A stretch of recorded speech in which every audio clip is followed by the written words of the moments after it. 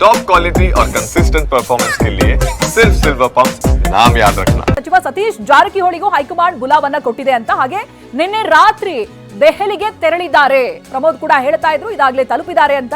CM DCM Delhi ಪ್ರವಾಸ ಸಂದರ್ಭದಲ್ಲೇ ಈ ಬುಲಾವ್ ಬಂದಿರೋದು ಕುತೂಹಲ ಕೆರಳಿಸ್ತಾ ಇದೆ.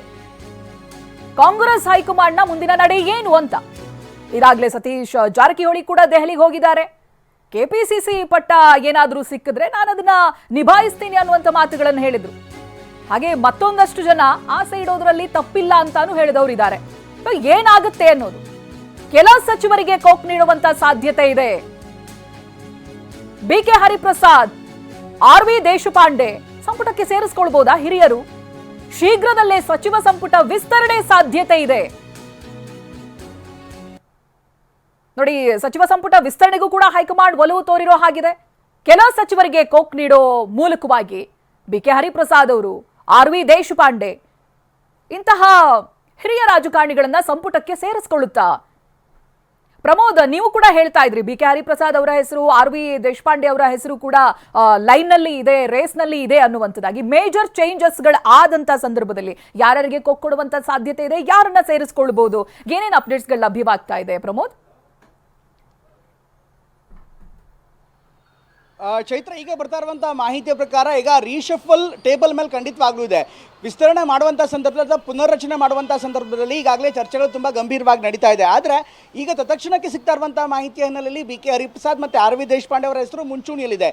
ಇದರ ಜೊತೆಗೆ ಈಗಾಗಲೇ ನಾನ್ ಪರ್ಫಾರ್ಮಿಂಗ್ ಮಿನಿಸ್ಟರ್ಸ್ಗಳ ಪಟ್ಟಿಯನ್ನು ಕೂಡ ಹಿಂದೆ ಕೂಡ ಎವ್ಯಾಲ್ಯೂಯೇಷನ್ ಮಾಡಿದೆ. ಹೈಕಮಾಂಡ್ ನೇರವಾಗಿ ಒಂದು ಚರ್ಚೆಯನ್ನು ಕೂಡ ಮಾಡಿದೆ. ಜೊತೆಗೆ ಯಾರ್ಯಾರು ಸೂಕ್ತವಾಗಿ ಕೆಲಸ ಮಾಡ್ತಿದ್ದಾರೆ ಅಂಥವರ ಪಟ್ಟಿ ಕೂಡ ಹೈಕಮಾಂಡ್ ಬಳಿದೆ. ಹೀಗಾಗಿ ಪರ್ಮಿಟೇಷನ್ ಆ್ಯಂಡ್ ಕಾಂಬಿನೇಷನ್ ಅಂದರೆ ಜಾತಿವಾರು ಸಮೀಕರಣವನ್ನು ನೋಡಿ, ಆಯಾ ಜಿಲ್ಲೆಯ ಪ್ರಾಮುಖ್ಯತೆಯನ್ನು ನೋಡಿ ಅಲ್ಲಿ ರೀಶಫಲ್ ಮಾಡುವಂಥ ಸಾಧ್ಯತೆ ಇದೆ ಅನ್ನುವಂಥ ಮಾಹಿತಿ ಕೂಡ ಲಭ್ಯವಾಗುತ್ತೆ. ಹೀಗಾಗಿ ಮುಂಚೂಣಿಗೆ ನಮ್ಗೆ ಕಂಡುಬರ್ತಾ ಇರುವಂಥದ್ದು ಅಥವಾ ಕೇಳಿಬರ್ತಾ ಇರುವಂಥದ್ದು ಹೆಸರು ಅಂದರೆ ಆರ್.ವಿ. ದೇಶಪಾಂಡೆ ಮತ್ತು ಬಿಕೆ ಹರಿಪ್ರಸಾದ್ ಅವರ ಹೆಸರಿಗೆ ಮುಂಚೂಣಿಯಲ್ಲಿ ಕೇಳಿಬರ್ತಾ ಇದೆ. ಇದ್ರ ಜೊತೆಗೆ ಬೇರೆ ಬೇರೆ ಭಾಗದಲ್ಲಿ ಅಂದರೆ ಉತ್ತರ ಕರ್ನಾಟಕ ಭಾಗ ಇರ್ಬೋದು, ಅಥವಾ ಜಾತಿ ಸಮೀಕರಣ ಇರ್ಬೋದು, ಒಕ್ಕಲಿಗ, ಲಿಂಗಾಯತ ಅಥವಾ ದಲಿತ ಕಾಂಬಿನೇಷನ್ಸ್ ಇರ್ಬೋದು, ಯಾರಿಗೆ ಯಾವ್ಯಾವ ಹುದ್ದೆಗಳನ್ನು, ಯಾವ್ಯಾವ ಸ್ಥಾನಮಾನಗಳನ್ನು ನೀಡ್ತೀರಿ ಅದರ ಮೇಲೆ ಇದು ಅವಲಂಬಿತವಾಗಿದೆ. ಉದಾಹರಣೆಗೆ ಈಗಾಗಲೇ ಕೆಪಿಸಿಸಿ ಪಟ್ಟದ ಬಗ್ಗೆ ಕೂಡ ಮಾತನಾಡ್ತಿದ್ವಿ. ಕೆಪಿಸಿಸಿ ಬದಲಾವಣೆ ಅನ್ನೋದೇ ಆದರೆ ಸಹಜವಾಗಿ ಅದಕ್ಕೆ ಸಂಬಂಧಪಟ್ಟಂತೆ ಕೆಪಿಸಿಸಿ ಅಧ್ಯಕ್ಷರಾಗಿರ್ತಾರೋ ಅದಕ್ಕೆ ಪರ್ಯಾಯವಾಗಿ ಅದನ್ನು ನೋಡಿ, ಆ ಸಮುದಾಯವನ್ನು ನೋಡಿ ಇನ್ನಿತರ ಖಾತೆ ಬದಲಾವಣೆ ಮಾಡಬೇಕಾಗತ್ತೆ, ಸ್ಥಾನಮಾನವನ್ನು ನೀಡಬೇಕಾಗತ್ತೆ. ಹೀಗಾಗಿ ಜಾತಿ ಸಮೀಕರಣ ಜೊತೆಗೆ ಪ್ರಾದೇಶಿಕವಾರು ಅವರ ಮಾನ್ಯತೆ ಹಾಗೆಯೇ ಹಿರಿತನ ಮತ್ತು ಅರ್ಹತೆಯನ್ನು ಆಧರಿಸಿ ರಿಷಫಲನ್ನು ಮಾಡುವಂಥ ಸಾಧ್ಯತೆ ನಿಶ್ಚಳವಾಗಿ ಕಂಡು ಬರ್ತಾ ಇದೆ. ಚೈತ್ರ, ಇದ್ರ ಜೊತೆಗೆ ಮತ್ತೊಂದು ಇಂಪಾರ್ಟೆಂಟ್ ಬರ್ತಾ ಇದೆ. ಇದೆಲ್ಲವೂ ಕೂಡ ಏನು ಕೇಳಿಬರ್ತಾ ಇದೆ ಮಾಹಿತಿ, ಇದೆಲ್ಲವೂ ಕೂಡ ಸಾಧ್ಯತೆಗಳು. ಇದಕ್ಕೆ ಸಹಜವಾಗಿ ವಿರೋಧ ಕೂಡ ಬರುವಂಥ ಸಾಧ್ಯತೆ ಇದೆ. ಅಂದರೆ ಈಗ ಏಕಾಏಕಿ ಬದಲಾವಣೆ ಮಾಡಬೇಕು ಅಂತ ಹೈಕಮಾಂಡ್ ಬಯಸಿದ್ರು ಕೂಡ ಸ್ಥಳೀಯವಾಗಿ ಏನು ಹೇಳ್ತಾರೆ ಅದು ಕೂಡ ಅಷ್ಟೇ ಇಂಪಾರ್ಟೆಂಟ್ ಆಗುತ್ತೆ. ಸ್ಥಳೀಯ ನಾಯಕರು ಕೂಡ ಅಷ್ಟೇ ಪ್ರಭಾವಿ ನಾಯಕರು ಇದ್ದಾರೆ. ಹೀಗಾಗಿ ಅವರಿಂದಲೂ ಕೂಡ ವಿರೋಧ ವ್ಯಕ್ತವಾಗುವಂಥ ಸಾಧ್ಯತೆ ಇದೆ ಅನ್ನುವಂಥ ಮಾಹಿತಿ ಕೂಡ ಲಭ್ಯವಾಗ್ತಾ ಇದೆ. ಕೆಪಿಸಿಸಿ ಅಧ್ಯಕ್ಷ ಪಟ್ಟಕ್ಕೂ ಕೂಡ ಈಗ ಬರ್ತಾ ಇರುವಂಥ ಮಾಹಿತಿಯ ಪ್ರಕಾರ ಚೈತ್ರ, ಕೆಪಿಸಿಸಿ ಅಧ್ಯಕ್ಷ ಪಟ್ಟಕ್ಕೂ ಕೂಡ ಒಂದು ಬದಲಾವಣೆ ಅಂದರೆ ಅಲ್ಲೂ ಕೂಡ ವಿರೋಧ ಬರುವಂಥ ಸಾಧ್ಯತೆ ಇರುತ್ತೆ. ಹೀಗಾಗಿ ಯಾವ ಥರ ಹೈಕಮಾಂಡ್ ನಿರ್ಧಾರ ಮಾಡುತ್ತೆ ಅದೀಗ ಇವತ್ತಿನ ಸಭೆಯಲ್ಲಿ ಚರ್ಚೆ ಆಗುತ್ತೆ. ಹೀಗಾಗಿ ಹೈಕಮಾಂಡ್ ಮೇಲೂ ಕೂಡ ಸಾಕಷ್ಟು ಒತ್ತಡ ಇದೆ, ಅವ್ರಿಗೂ ಕೂಡ ಆತಂಕ ಇದೆ.